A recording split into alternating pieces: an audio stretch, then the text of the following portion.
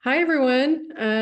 My name is Marjorie Childress. I'm the managing editor of New Mexico in Depth, and I'm joined here with Trip Jennings, our executive director. Hey, Trip. And thank you, everyone, Hello. for joining us at this is our weekly Wednesday webinar during this session. And we have a lot of the same folks joining us. We really appreciate you sticking with us every week, and we hope you're getting something out of these conversations. Um, so just to remind everyone, if you have any questions or comments, we hope you'll weigh in. There's a Q&A function at the bottom of the screen, and we'll be monitoring that during our conversation. So today we're in the final stretch, Trip, of the 2025 legislative session. We have about a week and a half to go. And so this is a period of time when things get really hectic. I mean, I think for lawmakers, they're hectic all the time. But just to give folks a sense of what we're talking about, I looked up some numbers. So in 2023, legislation in 2023, there were 387 bills that passed. And that's bills, this actually includes bills, memorials, and resolutions. So far, this year, and 2023 was a 60-day session, which is why I went back to 2023. We're in another 60-day session now. And so far, 27 have passed. So that gives you a sense of what happens in the final week and a half of a session. Hundreds of bills are going to pass. These are bills that have passed both the House and the Senate. I didn't look at which ones the governor actually signed, but it gives you a sense of how hot and heavy it's going to get up there. Do you want to talk a little bit about how you often describe this process, Trip? Yeah, you might have noticed in the subject line for the promotion for this call, Marjorie used the word funnel. And so early on in covering state houses, it became clear through, lawmakers pointing this out, other older, more experienced journalists pointing out that every session, it's like a funnel. You start out really wide, you have all these bills, and then, you go through, this time we have 60 days. You go through and it kind of like this. And then in the last, 2 weeks, 3 weeks, it goes like this, and then you just have this very slight narrow opening, because suddenly what becomes clear is there's not much time is the big thing right now, as we get into the last 2 weeks of the session. And the funnel is this little, narrow, basically chute that you have to make it through. Is kind of like an analogy or a visualization of, the margin of error. You don't have a great margin of error in the last 2 weeks. You have to get a lot of people signed on to legislation. You have to have people say, I'm not going to actually have a 3-hour debate on the House floor, and hold up other bills. You have to have all these kind of agreements. Um, That and the we usually see these 3-hour debates on the House floor, and it's also a tactic that the minority party in particular, but also we've seen majority party lawmakers filibuster in the Heck final yeah. hours, just to prevent a bill to go through, or it can get very Hmm. dramatic. I mean, so to give some context about this funnel, so back in 2023, there were 1,294 pieces of legislation that were introduced. So what did I say? 380 some odd actually passed the legislature. This year, 1,317 pieces of legislation have been introduced, and only 27 so far have passed the legislature. So that gives a sense of how many bills are, and some of those have just completely been abandoned at this point.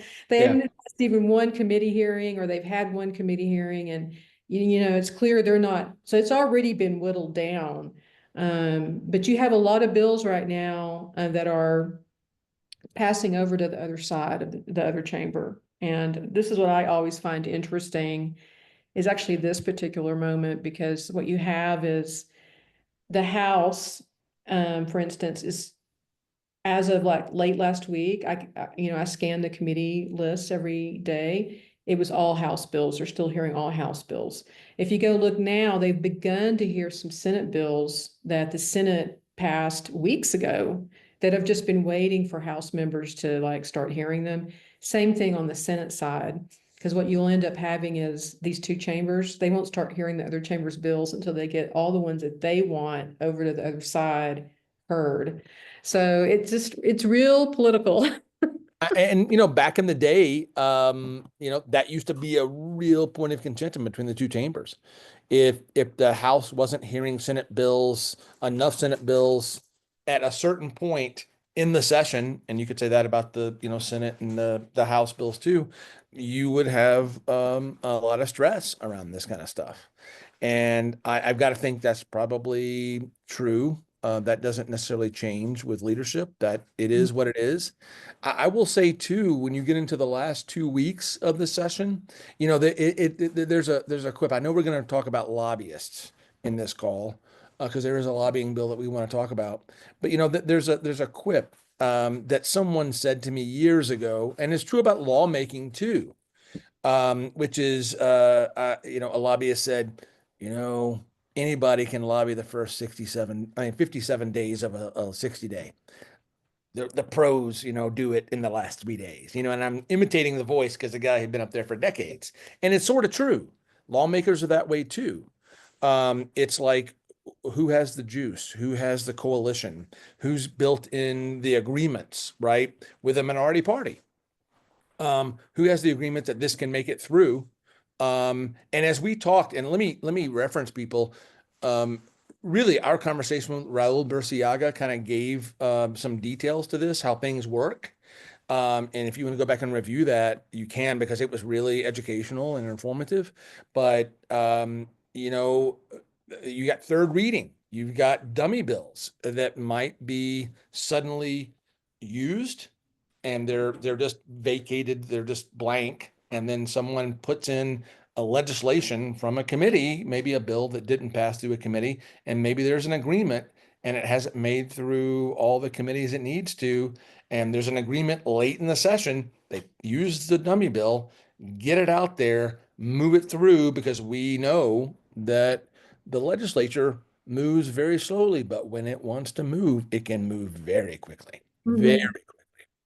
Yeah, it can move very quickly, and then so you'll see lawmakers starting to attempt to amend bills with other bills. So we saw an example of this. It wasn't successful. So should we just kind of launch into the lobbyist bill? Yeah, let's Because talk about the lobbying act that we have been on top of this subject for years. And if you read our newsletter, you can see something that Marjorie wrote back in 2019 about a similar situation.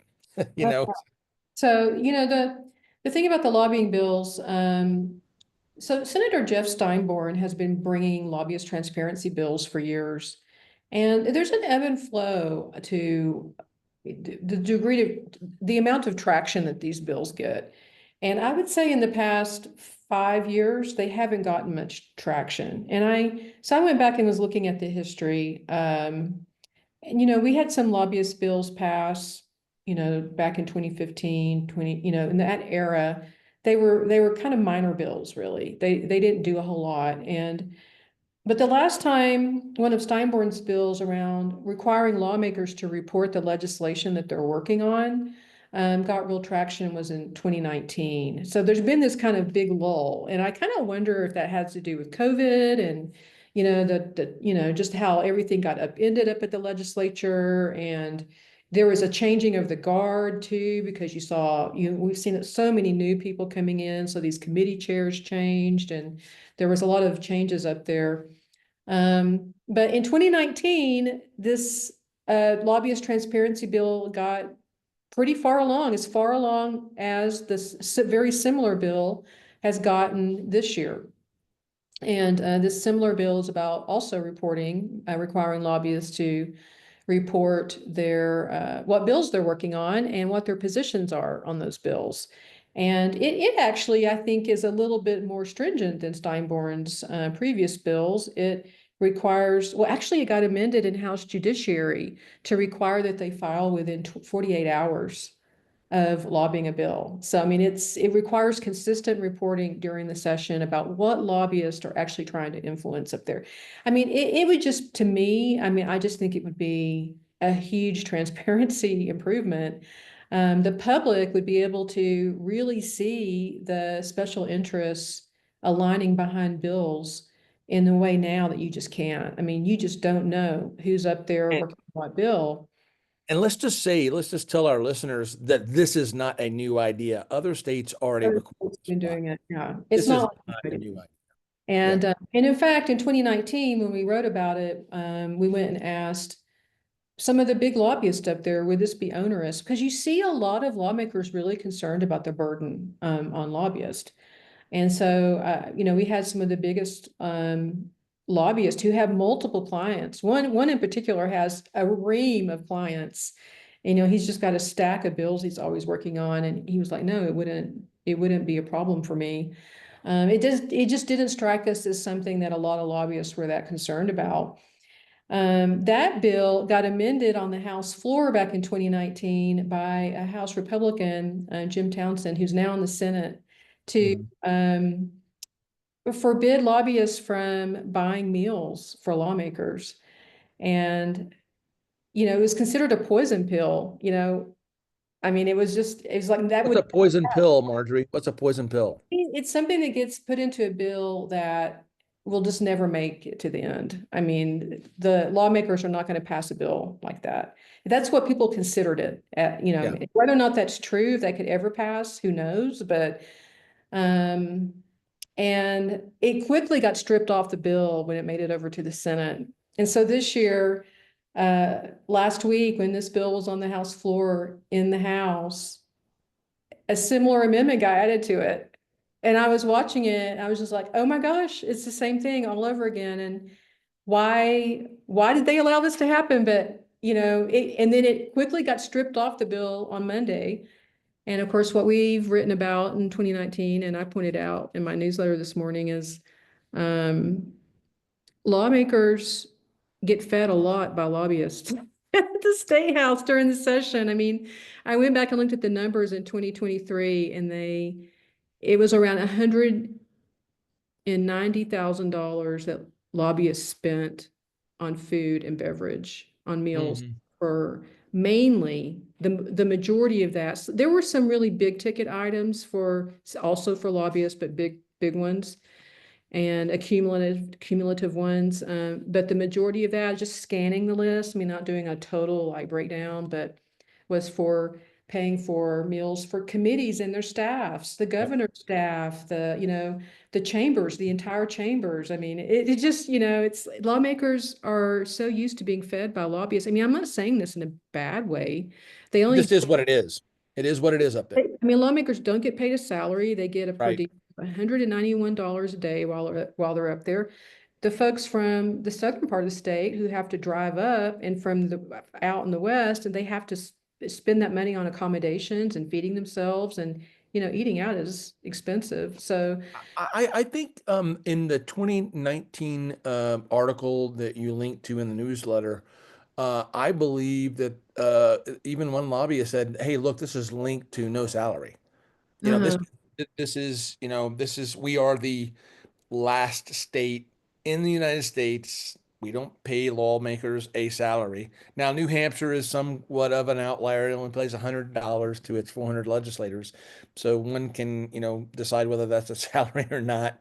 But most states do pay lawmakers a salary, and they are part-time, and they call themselves part-time citizen legislators like they do here. Mhm. So it is all interconnected. But Yeah. yes, And but we both chuckled at this yeah, this it's amendment. kind So of it's kind of funny, and I mean, but on a serious note, I mean, there's these questions around, like for me anyway, is the propriety of lobbyists filling the gap where the state of New Mexico refuses to pay lawmakers a salary. It's like, well, okay, so if lawmakers don't make a salary, well, maybe the state legislature, because you can look at these numbers, everyone can see them and see the list. Why not just allocate some funds to pay for meals for staff of the legislature that are working around the clock on legislation to, on these committees? I mean, so why should it be lobbyists who fill in this gap for these people who are working literally sometimes 18, 20 hours a day up there?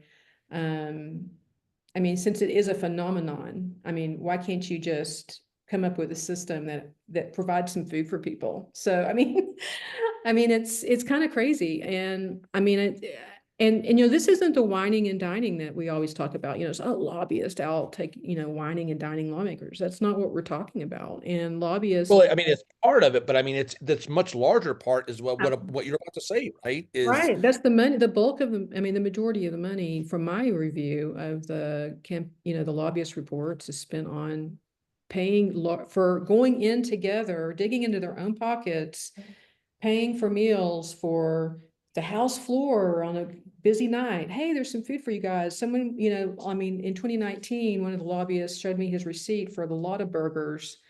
He and a bunch of other lobbyists went in and brought a ton of Lotta burgers up there, you like know? green chili cheeseburgers or something, Yeah, right? I mean, yeah. I remember that, and I want to say because I've been around state houses for 25 years, and my views of lobbyists have evolved over the time, which is now I know reading a history, lobbyists were part of the early part of the country. I mean, that they were part of the federal But you in haven't Congress. talked They've about, like, always been a part of it. I mean, What's that? lobbying, is telling lawmakers and people, it's like weighing in. It's basically weighing in. And I mean, yeah, if you talk to them too, it is weighing in, it is influence. mm, But it's also, here's another thing that it is interconnected. When you don't have year-round professional staff, for most, and now they're beginning to get some up at the New Mexico legislature. Frankly, lobbyists are also educators. Hey, this is a technical issue. Let me help you understand why this law is important. And honestly, we both have been around legislatures for enough time to know that some of these issues that lawmakers have to think about, to scrutinize, to ultimately decide whether to pass the law or not, they are intricately complex. I mean, really complex. And there's a lot of mechanics. Like you have to think through the potential consequences. If you pass this law, what does that mean for a whole bunch of people out there in New Mexico? How does that affect them? And that's a really complicated issue.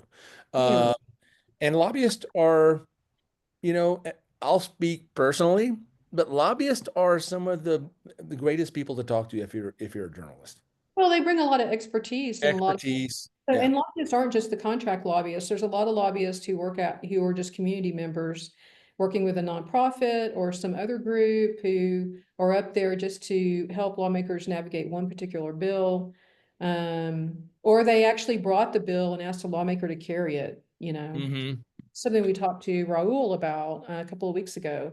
If folks are interested in this, a couple of weeks ago, we talked to the just retired director of the Legislative Council Service. And part of that discussion, we talked about how actually a lot of these bills that lawmakers carry come from the community, from community members, and they are part of even the bill drafting process. So Hmm. it's Hmm. really interesting. I mean, it's all very connected. Um, I think so. So now that this has happened twice, and of course it's now been stripped off the bill, I would like to see this bill maybe just introduced on its own in the future, and I think that would be a really interesting thing to happen. I mean, we can always be optimistic, right? As Yeah. as But journalists who like transparency, we like to know how things work.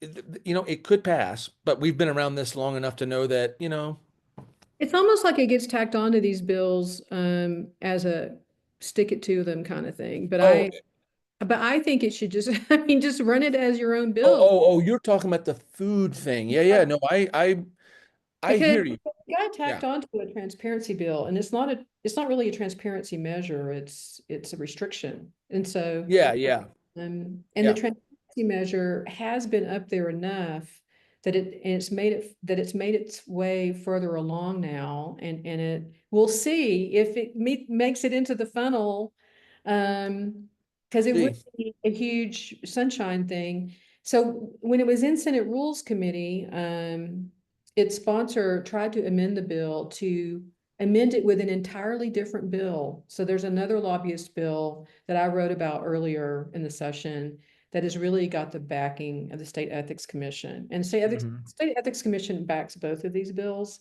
But the other bill is also, I think, a really important transparency measure, but it gets really at uh, the source of the money that funds a lot of this stuff. And our current statute has some gaps in it.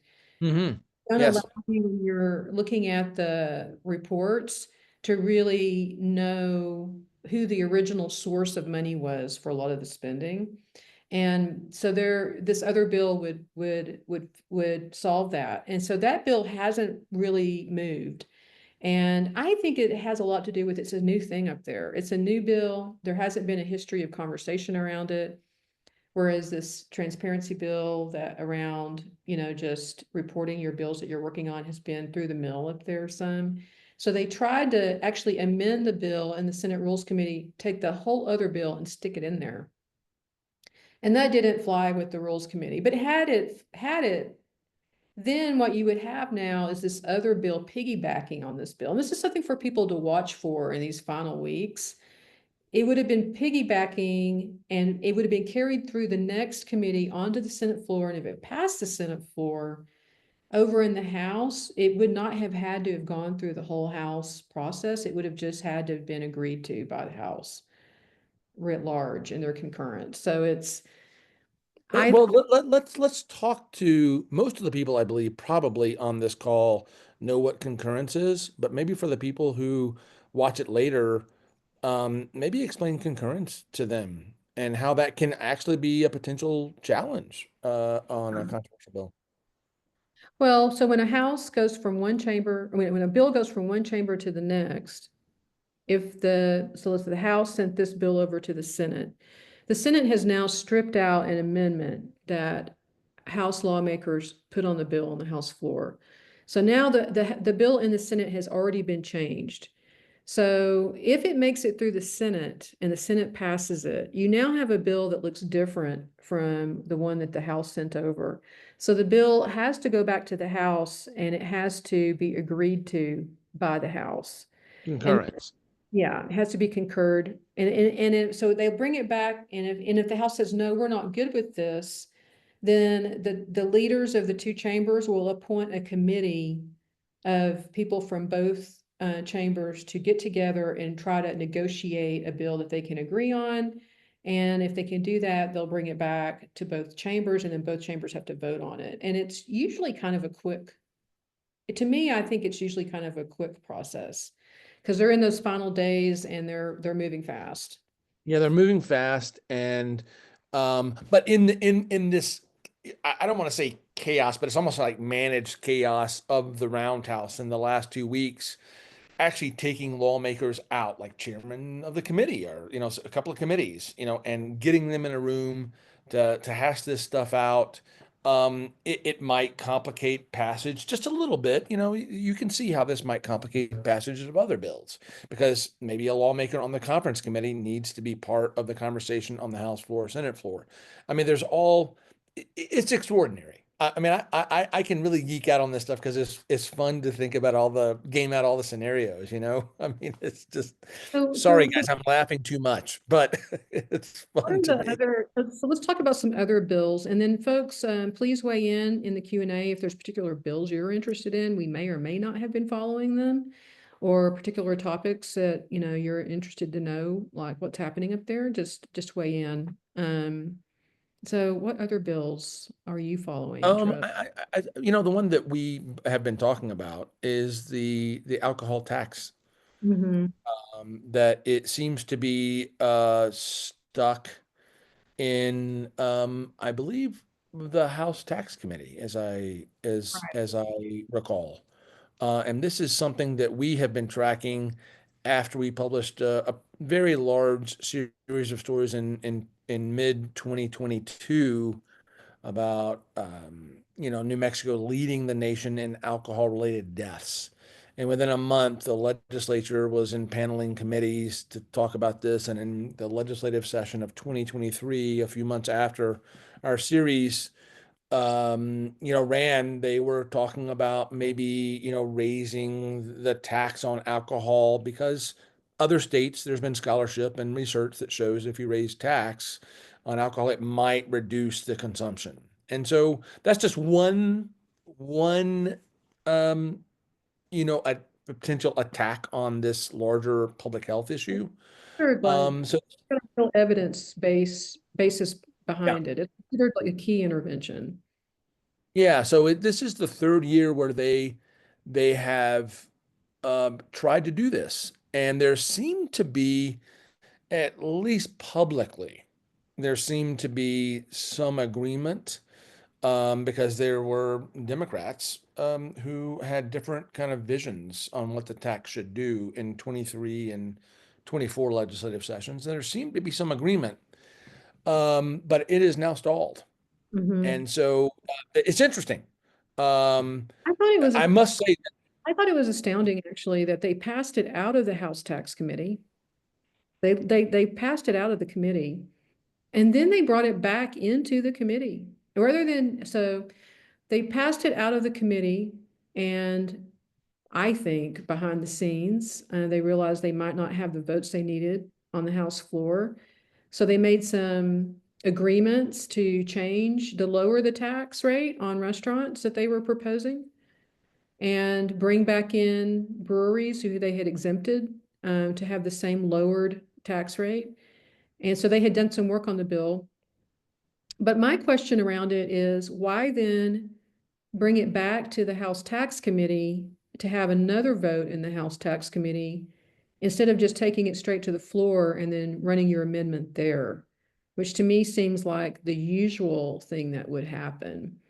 Because when it came back to the House Tax Committee the second time, the Democrats, uh, I think it was pretty obvious that if they had a full committee, if everyone was there, that they weren't going to have the votes because there were mhm, a couple of Democrats on that committee who did vote no on it, who I think they always knew were going to vote no on it. So mhm, something happened there, and I'm not quite sure why it didn't um, make it to yeah. the floor and just be amended on the floor. And so I guess the question now is there any hope or any chance for this bill on the Senate side? And people were like, oh, it's just a week and a half, there's no way. But as we've said before, we said earlier in this webinar series, where there's a will, there is a way up there. So, And Marjorie, explain to the viewers why you said the Senate, because there happens to be a vehicle. I use vehicle sometimes for bill on the well, there is Senate side. well, two vehicles. Senate, There is a bill on the Senate side. yeah, There is a bill on the I Senate side. use that. But the advocates put all of their eggs mainly in the House side. And because that's really where this debate has played out over the years is on the House side.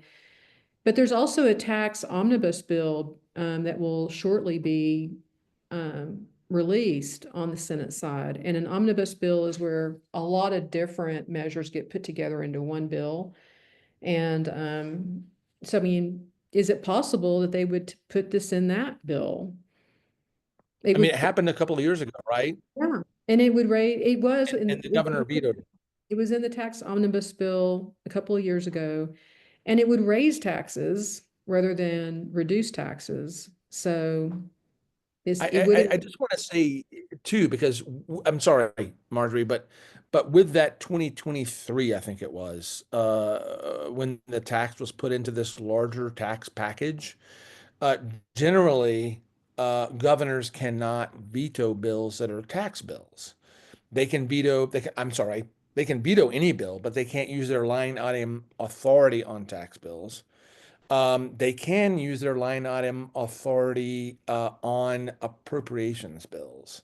And there was in that that larger tax bill, there was a distribution of revenue that I believe the governor's office used as rationale for using the line item veto authority. This is something that some of you on the call know because it gets into arcane legislative procedure.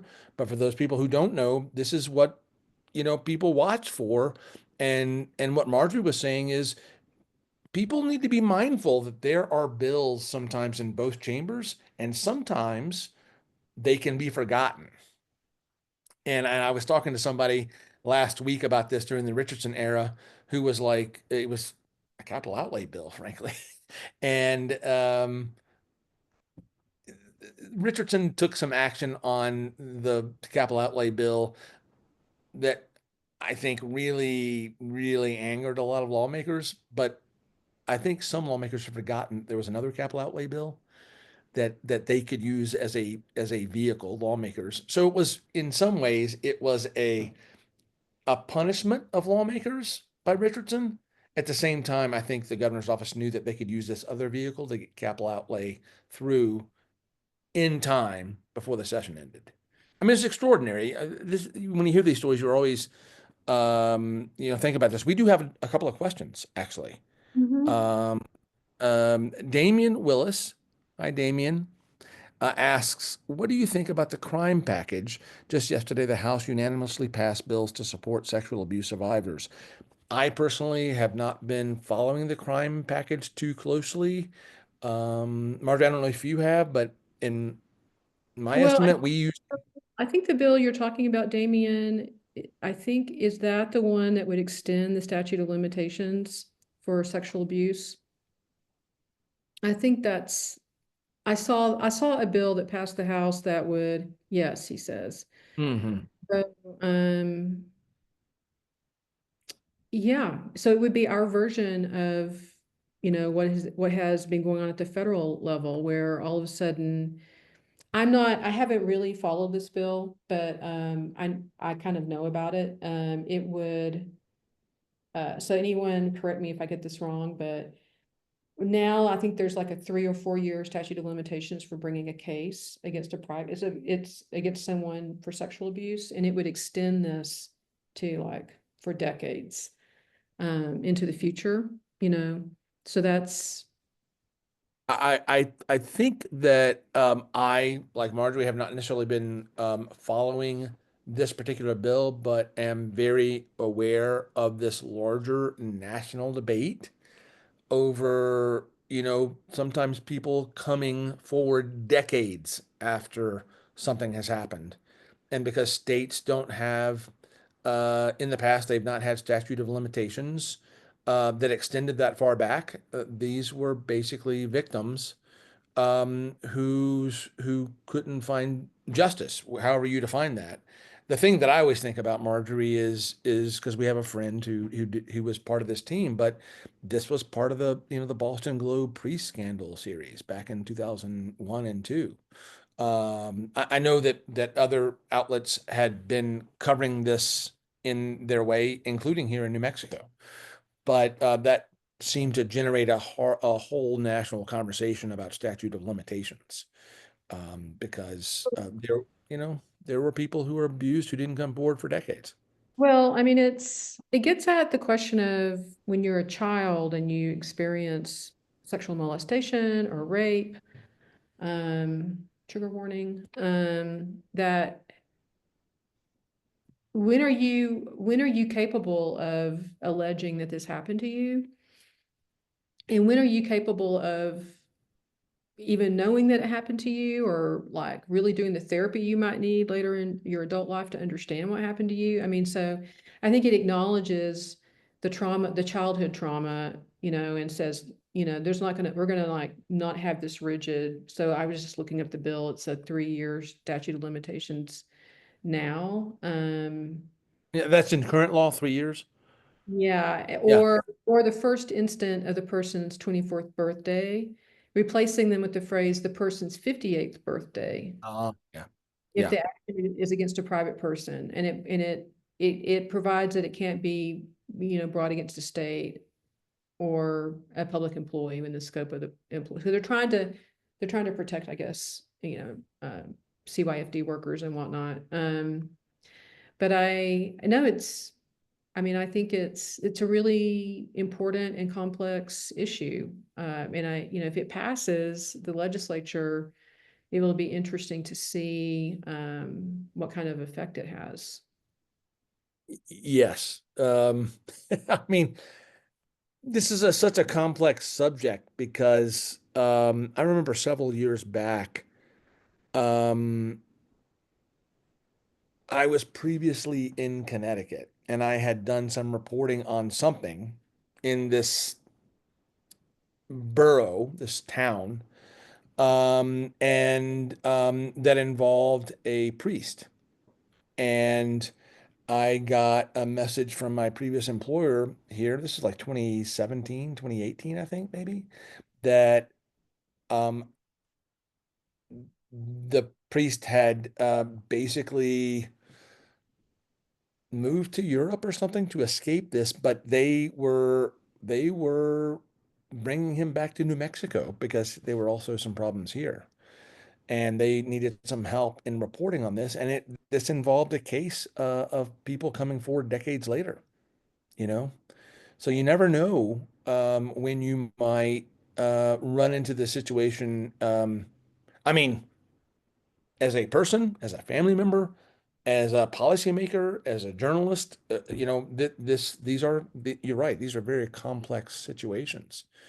Um, we have another question here from Roy, who asks us something.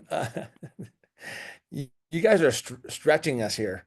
Would you talk about the 18 to 20 compact bills dealing with licensure and why so many? Mhm. Um, Roy, I'm assuming that when you say compact bills, you are talking about compacts between the state and the various federally recognized tribes here in New Mexico. We have 23 of them. There's also Uh, medical acts, and there's all kinds of different like compacts around, like doctors that can practice in the compact states. I mean, there's all kinds of different sorts of compacts that aren't just so about, you're saying it's not just tribal stuff. It can no, be, yeah, there okay. are a lot That's of how different. I usually understand the word compact. I mean, so just a scan of the list, occupational therapy licensure compact, physical therapy licensure compact, interstate teacher mobility compact, um, Ah, I nursing see. practice changes. So why are there so many? This is a good question. I have never compared year over year to see if there are more than usual. Roy, I don't know if you've done that, because your question suggests that you think it's more than normal. Um, so I'm not sure if it is more than normal, but if you know that, I mean, I believe you. It's interesting. I should go back and look at that because I like to look at year over year and see these kinds of things. But really, I mean, if you think about what a compact is, there's lots of little details in here around licensure and these professions. This is my take on this, and I writ large, and I don't have a real to the big question that you ask. Without going into the details of the various different ones, I've seen this in practice, just watching interim committees throughout the years, the conversations, and industries will do presentations and they'll talk about some of the difficulties they have or some of the kind of problems, and they want to make just one little tweak that would solve something. So I kind of wonder if some of these bills are just tweaking existing compacts, just some of the kind of details or around state regulations. Ah, Damian Willis has just dropped in a story he wrote for his Oregon Mountain News down south in Las Cruces. I'm assuming you wrote this, Damien. This is really interesting. This has to do with allowing physicians, dentists, counselors, psychologists, physician assistants, hygienists, emergency medical personnel, audiologists, speech therapists to actually be a part. They wouldn't have to go through the licensing process here in New Mexico. And in some ways, I now I understand this. Um, this is something about health professionals in New Mexico and the gap, the dearth of them. And this is something that you've written about, Marjorie, the larger issue of the gap, the dearth of healthcare workers. This is So great. is it a way possibly of getting more healthcare workers into the state in, making it easier to draw them here? And Yeah, think Damien, New Mexico, right. That's yeah, think New right, Mexico. Damien writes, the healthcare compacts are really being pushed hard by Think New Mexico. So Yeah, Roy, yeah. Damien Phillips is a reporter. He works at the Oregon Mountain News. He joined us. Damien, I don't know if you've joined our previous webinars, maybe once, No, this is but very helpful, Damien. Thank you for putting how that helpful that you were forward. here when Roy asked this question. Yeah, thank you so much. Here, This is something we do know about. I mean, this larger gap and think New Mexico and the agenda they're pushing. yeah, Yeah. and if Bettina could drop the link to Damien's, it's in the Q&A, but I don't know if everyone can see it. Yeah, So that'd be very helpful if Bettina, you could do that so everybody could see it. Yeah. Thank you, Damien. Now this makes sense. I understand it. Okay. there's a great reporting piece there by Damien. Thank you, Damien.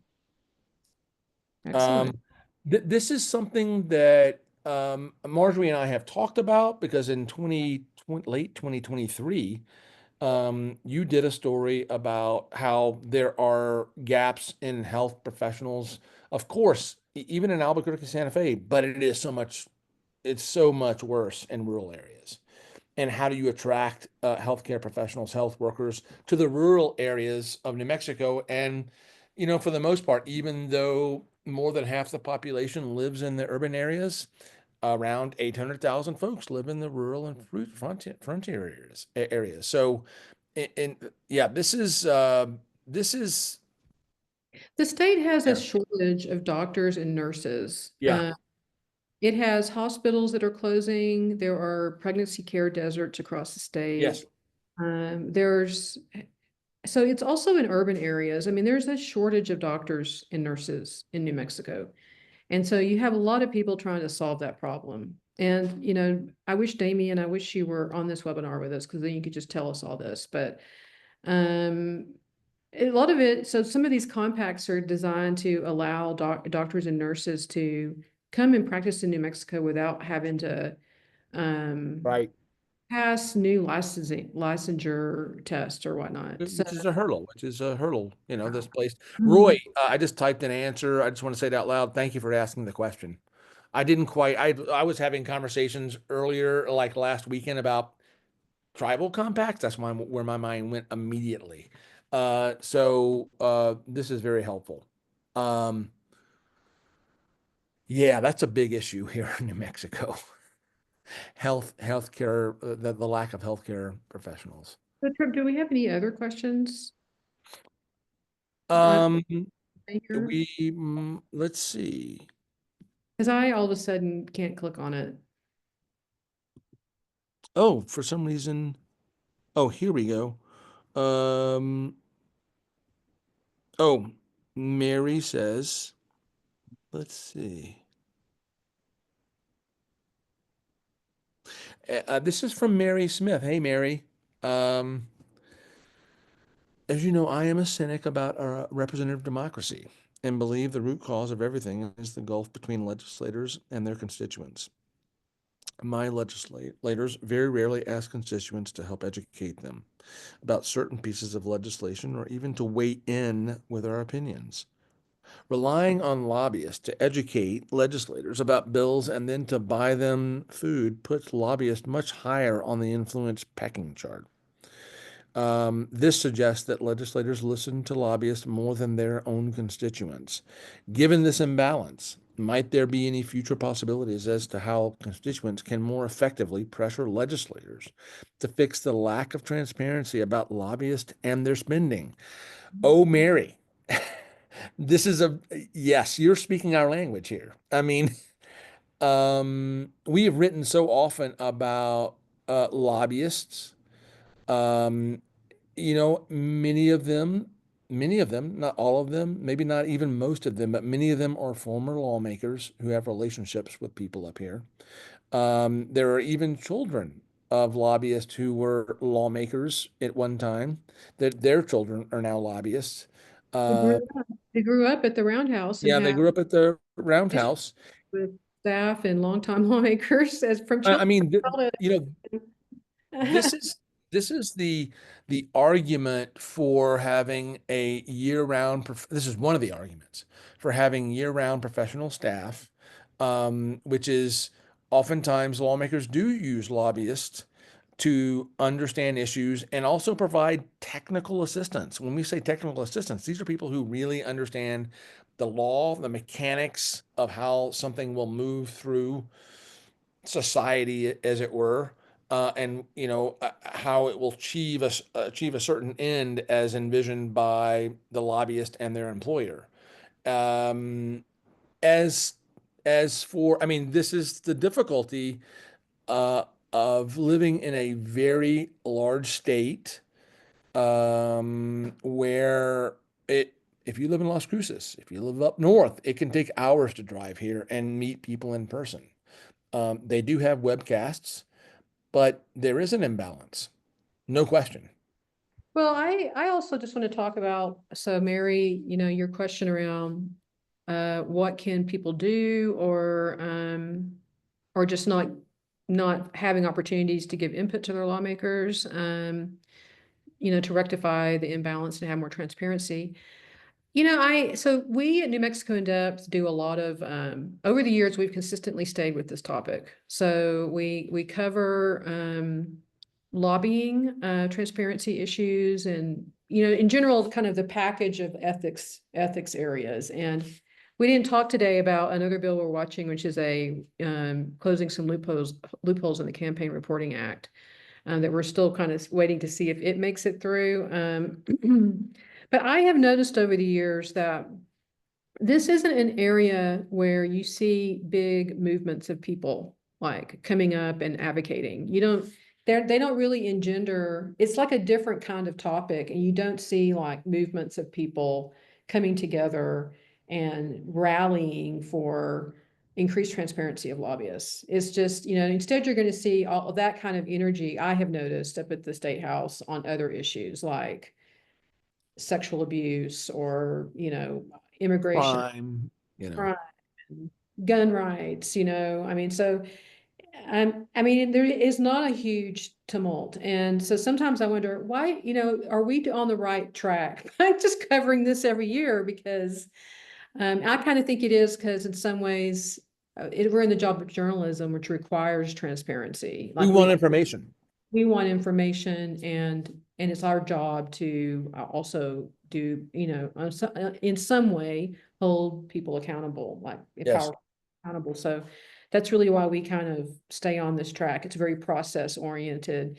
But I personally think that just more people should get involved in this area if they are passionate about it. So, and just let your lawmakers know, even if they don't ask you, is what I would say. I mean, it's One of our commenters, Cindy Pabst, says, she, because they can't talk to one another, she says, suggest to Mary that another way to have a representative democracy work is to contact her precinct captain or ward chair to suggest they have their representative speak to their community. We've been doing this successfully in Santa Fe. So that's a suggestion. It's a big subject, and I will tell you that because there's not a lot of public energy around this kind of stuff, because it is arcane. When you like are saying we would like to see more public disclosure of how public dollars are spent on capital outlay, or lobbyists to report what what they are spending their time lobbying on, or all these issues. Um, when there's not public energy, of course, what we get back I've had this happen to me several times, is we've got lawmakers, Democrats and Republicans. It's not a Democrat or Republican issue. It's pushing back, saying this is just a media agenda. Yeah, the public doesn't really want this. And our job is to get information to share it with the public. Well, So, I mean, polling though, so Common Cause has done polling, right? So they in New Mexico, and then national polls happen too around some, like how important is reining in the power of lobbyists to getting the money out of politics, all of these kind of issues, these kind of good government issues, right? They've done all this polling and it consistently ranks really high for people. I mean, mhm. people are concerned and, they do kind of start having a cynicism around government, which is Mhm. the reason why an organization like Common Cause, I think, sticks with these issues too, because it does polling that shows that Yeah, people yeah. I mean, they really some do care. But it's not the kind of, it doesn't seem to me that it's not the kind of thing that engenders, like, I don't see community organizing around Yeah, it. well, they don't come up to the roundhouse to necessarily. There's not big crowds to lobby for this stuff, Mhm. like public. Um, Damien has a question. This is a good question. I mean, they're all good questions. Moving beyond legislative staff, do you think it would be beneficial to have a professional year-round professional legislature as opposed to 50 or 60-day sessions or the now proposed 45-day sessions every year? All I will say, Damien, is I think there are a, a small minority of states that have year-round professional legislatures. California, New York, maybe Pennsylvania, Massachusetts. These are, California, you got close to 40 million people. State senators in California represent more than U.S. representatives. That's how large that state is. With New York, not surprising, that's also a very large state. Massachusetts, not necessarily a large population state, but high income. Um, so, But I- in many ways, though, in many ways, New Mexico does have a year-round legislature. I mean, it has a year-round staffing. It has well, year-round. I mean, it has committees, but it doesn't have year-round staffing for every lawmaker. Well, not for every lawmaker, but for like the Legislative Council Service, the Legislative Finance Committee, there's a budget process that's happening year round. There's interim committees that are meeting year round. The lawmakers themselves have other jobs but they will tell you, I mean, all the lawmakers will tell you that it's almost like a full-time job year round. They're volunteers. And one of their arguments for having, staff aides is to help them field the high volume of calls and emails and requests they get from their constituents year round.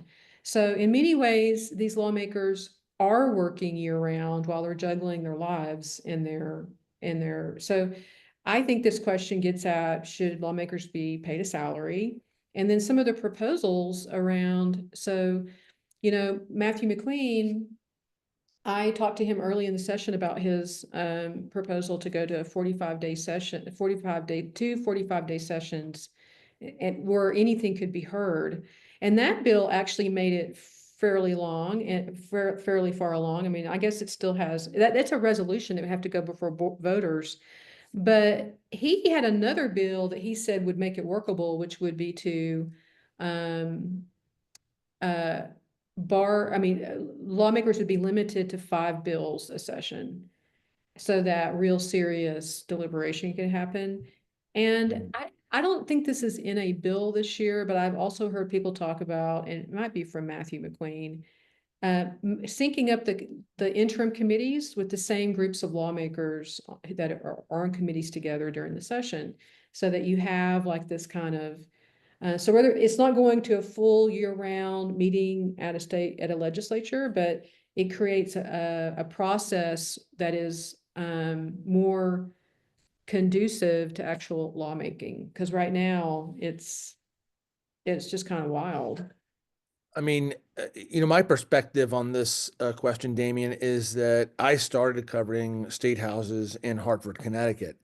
And you would always hear the lawmakers in, Hartford talk about how they were a part-time citizen legislature. And yet, the short session was usually 3 months and the long session was 4 months. Sometimes it would last to 6 months with special sessions, given the budget problems or whatnot. But every lawmaker was paid. This is 20 something years ago, but I think the House, the lowest house, like they had, leaders made more than rank and file folks. I think senators made more than House members, and the House member who wasn't in leadership made $28,000 a year. That was 20 years ago. And every lawmaker had year-round professional staff, and they had a budget office, and then they had a legislative research office that was like congressional research office, and then they had educational agency. So when I got to New Mexico, it was an adjustment. Um, and so my answer on this thing is that, do we need something like California? Probably not. You know, I mean, but do we need something like maybe Connecticut? Maybe. And I want to also piggyback on what Marjorie said about the Legislative Finance Committee, the Legislative Education Study Committee. These are good agencies. They are year round. They do great work. But this is a little different about the year-round professional staff and then the, Congressional Research Office, a legislative research office. So we have some other, so Mary, just going back to Mary, I'm finally back into this. She's going back to lobbyists. My new state representative is a former lobbyist. She's never asked constituents what matter to us. I think there's only one way you just have to go talk to her and tell her. I, Tell yeah, her. Um, bang on the door. I mean, like it's like being a reporter in some ways. It's like, yeah, stacking them. well, Um, yeah, so in the interest of time, we're almost at noon, Trip. This has been kind of like a ad hoc. ad hoc, free for all. We Yeah. are, we're watching the session 24/7 and we're getting ready to like really watch next week and a half because it's going to be kind of Of the funnel. We're the watching fun. the funnel. And we're watching, so everyone just know if you're like us and you're watching, get ready for shenanigans. Yeah, who knows? Some Shenanigans. massive piece of legislation might move through both chambers in 30 minutes. We just Yeah, don't. you don't know. It could just all be very like, you know, business as usual, but we're always ready because we know we've seen it. We've seen filibusters on the last day. You Mhm. know, back in the day, there was a senator who filibustered a bill in the last couple of hours. He was a Democrat. He chaired a prominent committee, and it made the leadership so angry in the Senate, they took his committee chairmanship away from him. Yeah. Because think about what he did. He felt so strongly about this bill that he didn't want it to pass. So he just got up and started talking. And Yeah.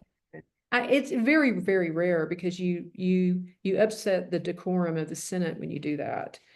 And the Senate has a lot of decorum, and you block bills of other lawmakers that were intended to pass that day. But he felt so strongly about it that he did it. So we saw in 2013, I think we talked about it earlier, a tax bill brought out in the final hours of the session, and everyone's arms were twisted to pass it. I mean, so it's like, I mean, you just never know what's going to happen. So This is we'll a be, fun time. yeah. So we'll be back again next Wednesday, and we hope you all will join us. Maybe we can wrestle up a couple of other folks to join us, Trip, and We'll try. Yeah. Yeah. try. And thanks for joining in. Thank you guys. See you next week.